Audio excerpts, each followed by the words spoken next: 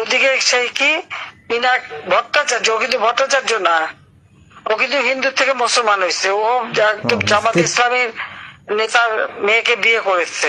ঠিক। ও এখন ও ভট্টাচার্য লেখে কিভাবে? ও তো ধর্মান্তর হয়ে গেছে। এটা তো কোনো আশা নাই, কোন মিডিয়াতে জানতে হবে তাই সোর্সটা। না কেন, ওর শ্বশুর বাড়ি, ওপেন ওর সোর্স। শ্বশুর বাড়ি তো মানসিং, যতদূর সম্ভব বোধহয় ত্রিশাল বা ইয়ে টাঙ্গাইলে না,